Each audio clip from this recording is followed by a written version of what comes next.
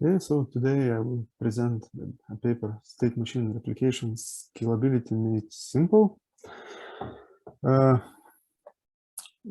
main idea of the paper is to make a state machine replication scalable. And first of all, that's a state machine replication protocol. So usually we have a single leader which is responsible for filling the lock. And sometimes we have leader election happening in such protocols, and then maybe some different leader comes to fill the lock. Anyway, the problem solved in this paper that these leaders can be a bottleneck in the protocol if we scale to many nodes. So we want to have more of leaders here. So idea is to have multiple leaders in parallel, and we have to solve then a problem how to decrease the interference between the leaders. The solution here is to split the space of the lock sequence numbers into segments. And each leader is assigned its segment, and those segments are not intersecting, and together they make all the set of lock sequence numbers. But when we split the lock in this way, we can have a problem that some lagging leader can delay the state machine replication execution, because commands can only be executed when all the previous commands are already executed, stored, etc. So missing hole in the lock can delay the execution. So we have to synchronize the leaders sometimes. For that, this protocol introduces epochs. And a single leader is responsible for a single segment in single epoch. And after epoch, the segments are reassigned in some way to other leaders. They can be the same amount of them, or maybe less or more of them, but they change from epoch to epoch to prevent some censorship attacks, etc.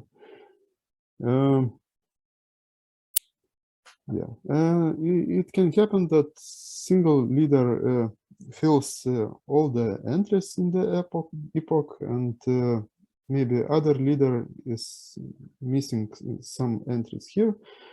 So the protocol assumes enforces to fill that interval with some empty values. They mark that bottom here.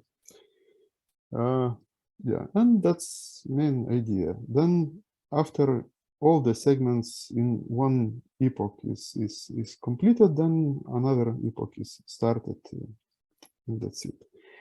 Yeah, and in the paper, the strategy for selecting number of segments or how leaders are assigned to the segments is kind of configurable, and you can select other strategies as well. But then we have a question how a client should decide which leader it should approach with its request. So we have hash function and used for that. And the entire request space is divided into buckets, and each bucket is mapped somehow with a hash of a request. So the clients are informed about mapping of buckets to the segments, so they know where to send the segments. But anyway, they can send the request to more segments as well. So only the leader responsible for that bucket in that segment, in that epoch, will process it, and others will store those requests for processing them later if no one else will do that. Yeah, the assignment of buckets to segments, you have to change each epoch to avoid that censorship when some Byzantine node rejects some transaction from being processed all the time. Yeah, so that's the main idea at high level about this protocol. And in summary, the lock is split into epochs, and that's mainly for synchronizing the leaders to avoid lagging leader in the lock. Then log entries are split into segments. They are not overlapping partitions, and each segment is managed by a single leader in that epoch to have the execution in parallel. And the key space is split to buckets and assigned to segments to avoid censorship. For the protocol, the state machine replication is implemented to satisfy these properties. So only values broadcasted by some correct nodes can be stored in the lock. Of course, each node, all the nodes should agree on the stored values. And if single node delivers some request, then other nodes will deliver it as well. And for liveness, it guarantees that if a correct client broadcasts a request, correct nodes will eventually process it, but not necessarily in the same epoch, etc. So that's a diagram from the paper, how segments are split into, or how lock is split into epochs and how segments are divided. And each segment is maintained by sequenced broadcast primitive, which is described as this. So for the integrity, only broadcasted values can be stored in the lock, and also bottom value can be stored in the lock as well if something is the leader is misbehaving similar. For the agreement is the same as for state machine replication. For the termination, that's maybe the interesting property in this primitive. So all lock positions are assigned for that primitive with the values either from requests or the bottom. So this primitive should complete with upper bound for messages and time. And eventual progress is about that we actually have to, we only can fill the lock with null values only when the leader is suspected. So we cannot just fill everything with bottom values. And they say that this primitive is implementable if you have a consensus, Byzantine reliable broadcast, and also a fault detector. Fault detector is eventually strong failure detector assumed here, and it has to have these properties. So for strong completeness, there is time after which every quiet node is permanently suspected by every correct node, and eventual weak accuracy is that there is a time after which some correct node is never suspected by any correct node. Of course, this assumes some synchrony in the network. Yes, and the entire paper is formulated for partially synchronous network. Yeah, and the paper also emphasizes the difference between the sequenced broadcast and total order broadcast. And with the sequenced broadcast is invoked for an explicit set of sequence numbers. So the segment values assigned to that leader running the broadcast, and also the messages. So for the bucket values. Sequenced broadcast is invoked with the failure detector, as I understood, to detect the silent nodes and then fill the lock with bottom values. And also the difference that nodes can deliver not only the values proposed by the leader, but also the special value bottom, which is to have termination of the protocol. The paper also emphasizes the non-duplication of requests. I'm not sure why, maybe to make other components in their systems easier to implement.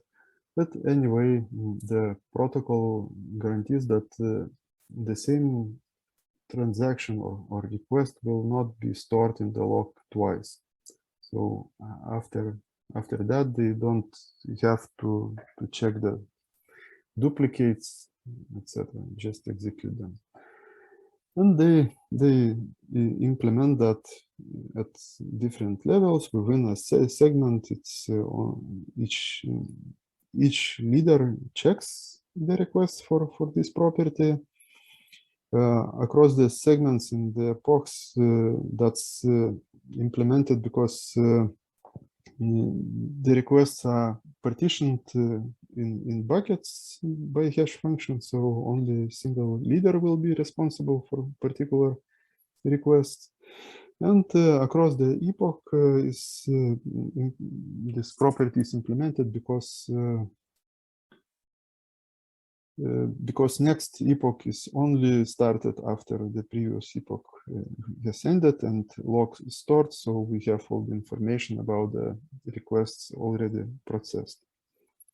This diagram shows how the buckets are assigned to leaders to have that partitioning of requests here.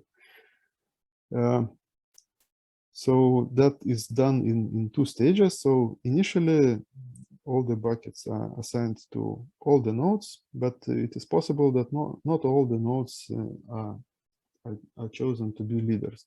So the remaining ones are then distributed to the leaders later on. Not sure why they can't assign all the buckets initially to the leaders only, but the approach is like this. Okay, and so we have seen a protocol how to use that sequenced broadcast to run to partition the lock and run multiple leaders within epochs. And, this slide shows or outlines the main principles how the sequence broadcast is implemented by itself. It assumes a consensus protocol. So in this paper, they later experimented with PBFT, hot stuff, and draft. And in each of those cases, the protocol is implemented to have particular leader pre-selected for that segment and that epoch. Then it proposes values, and if some leader change happens, all the subsequent leaders in that epoch only propose bottom values, so they don't have to synchronize somehow the requests and take over some responsibilities from each other. Yeah, and that's the main point here. What was not clear for me, what forces the leader to fill actually the remaining of the log with the bottom values, because maybe it's in the case of raft, maybe it just sends keep alive messages to keep the leadership, but don't include any request in those, or maybe it don't receive any request there.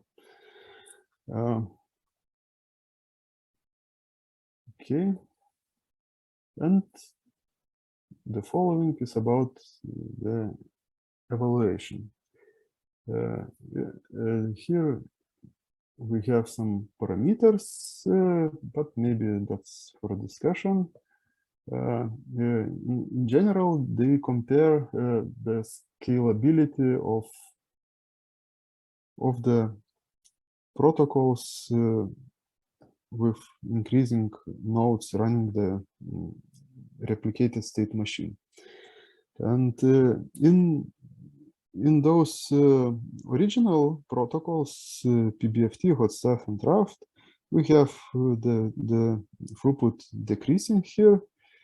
And in their implementation with the parallelism, they have reasonable throughput in the system.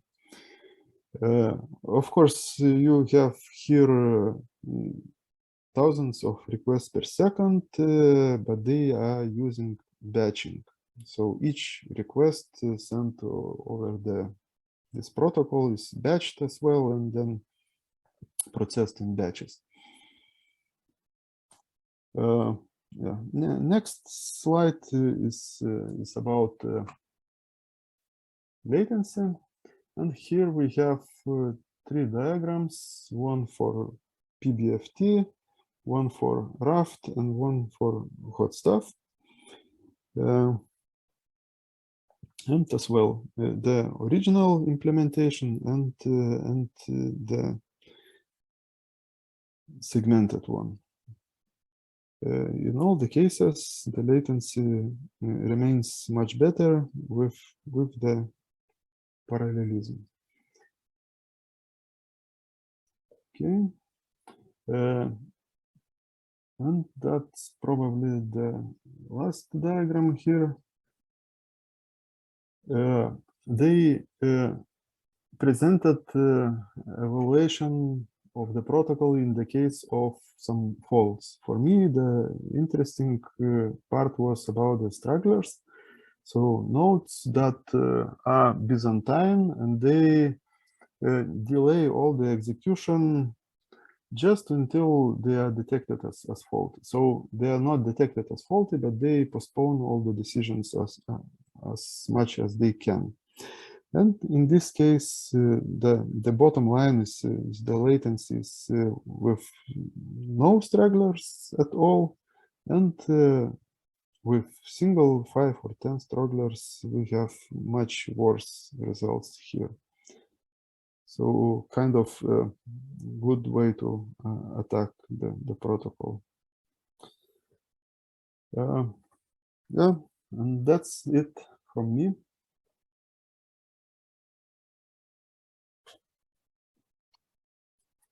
Yeah, thanks a lot. Awesome. Yeah, I really like the figure 10. Like the last slide, I really like it.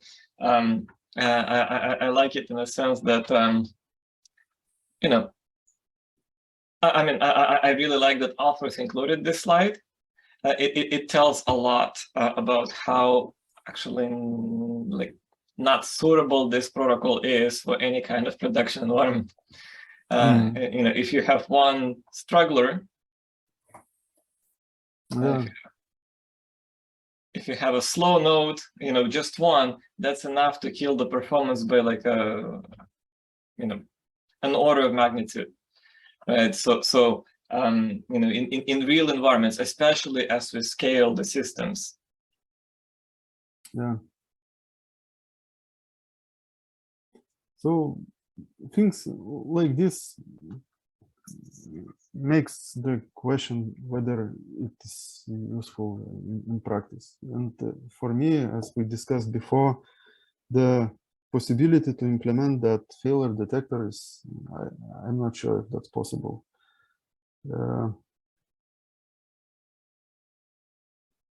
And also the paper is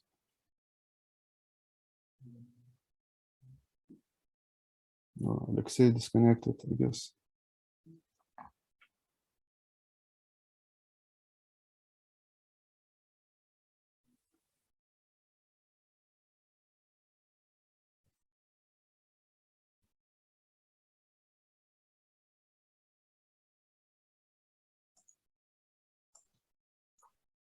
If I can ask a question.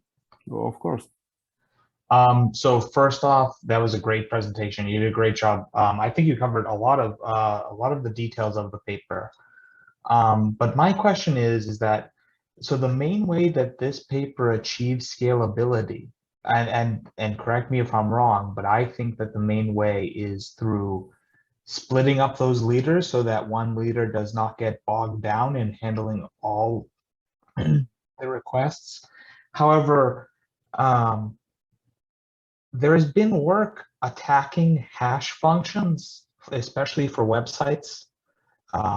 People have attacked hash functions in making everything hashed one thing.